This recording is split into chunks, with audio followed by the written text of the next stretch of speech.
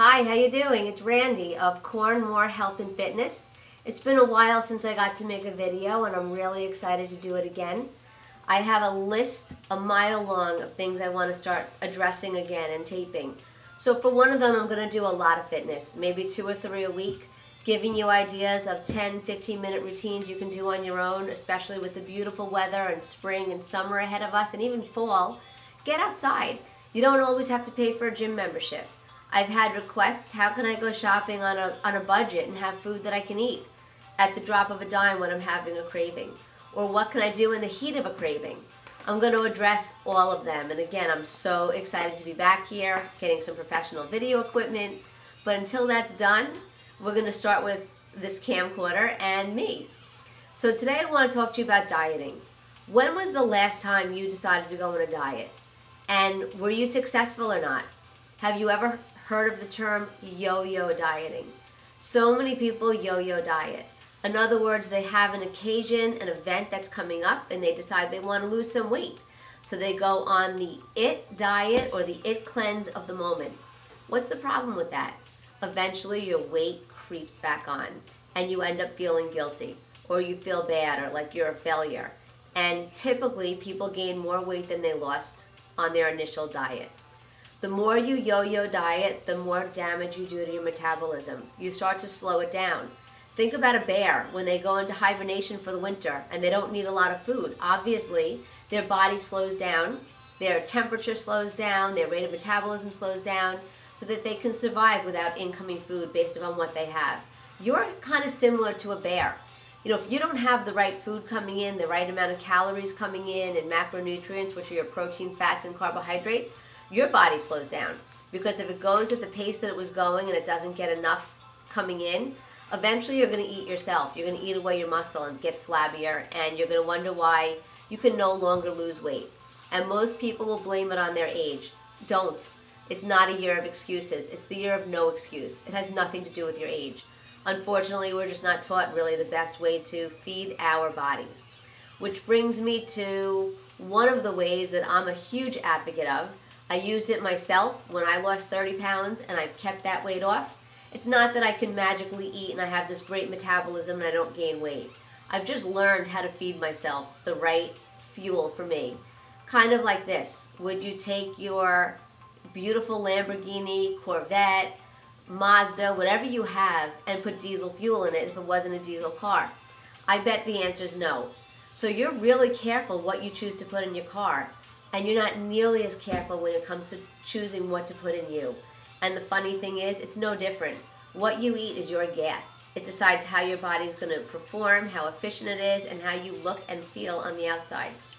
Just like taking that car and putting the diesel fuel in. I recently heard a story where the car just died. Same thing as us, only it's much more severe with a person. So metabolic typing, it goes on the premise of this.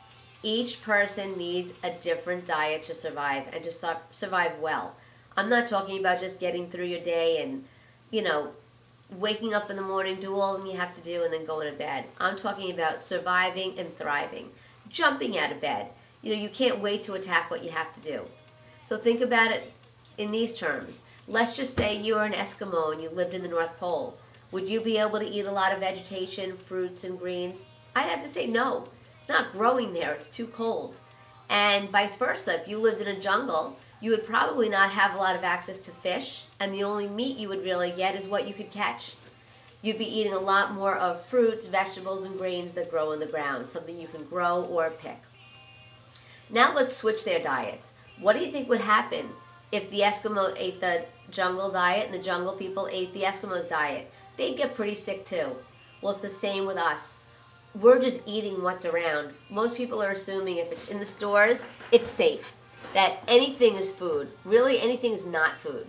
Most of the stuff you see in the middle of aisles in the grocery store is anti-food. It's what's really contributing to making you not be your optimal self. So metabolic typing goes on the premise of your physiological, psychological, and dietary preferences. It's not that complicated. You can start with a basic questionnaire to find a starting point. And when you get your starting point, look at your plate. Think of your plate like a pie chart. And on that plate, you're going to have a percentage of protein, carbohydrates, and fats. When I say carbs, people, I'm not talking about bread, cake, cookies, pasta. I'm talking about fruits and vegetables and greens and grains and seeds and nuts. Anything that can be grown or picked. Anything that doesn't come from something with a pair of eyes. If it comes from something with a pair of eyes, cheese, dairy, milk, butter, fish, eggs, you're talking protein. There are a couple of exceptions to the rule, but they're not important to know for right now. So really, your starting point is to find out your metabolic type. If you enjoy this and you start eating like this and you feel like you're really starting to thrive and the weight's coming off and you're not bloated and you're not foggy and you're more productive, contact me, call me, or find another practitioner of metabolic typing. It can change your life.